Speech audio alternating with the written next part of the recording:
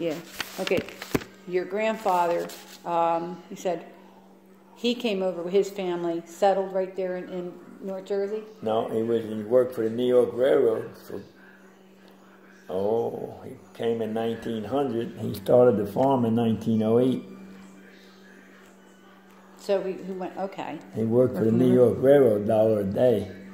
Oh, and then what did he do? Call his family in over at some point, and then finally settled down? He was there with the wife, and that's all I know. I didn't somehow ask settled. how the hell they got the monarchy. And so then they started farming there, and so that's your grandfather. What was his first name? John. It was John. Your great-grandfather was John.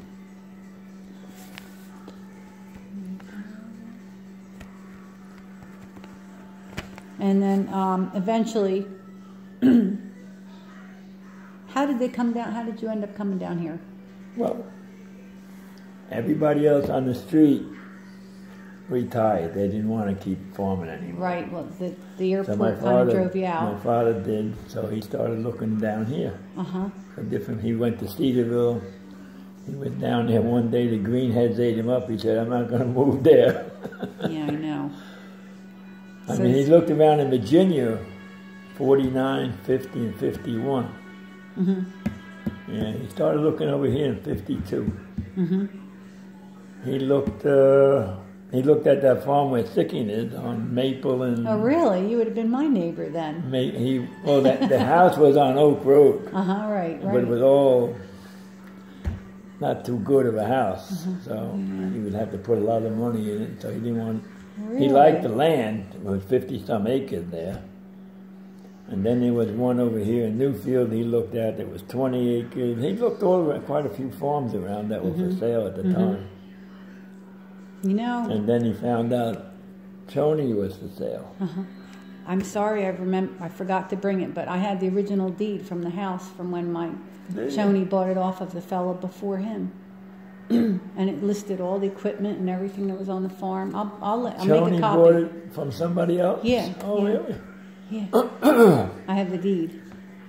Remind me to show it. I'll make you a copy. The Choney, when we bought it, he said he cleared a lot of land by himself.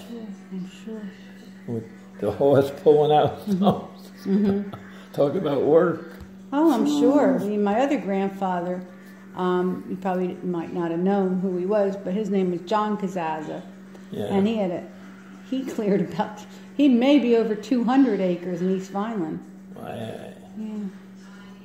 And they came here, you know what year they came here? 1875. Wow.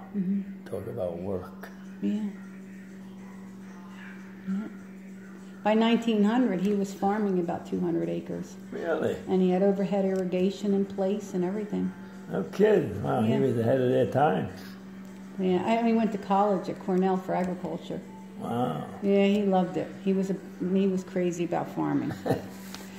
Anyway, so what year did you come down? Now, the one that owns that property now on Tuckahoe, he lived in Vineland somewhere, don't he? He was a school teacher, I think. What did you just ask me? Who? The Kazaza that... right before you get to 5 Points. That was my grandfather's, not my great-grandfather's. That was what would call a parcel, part of all the farm of my great-grandfather. About 20 acres.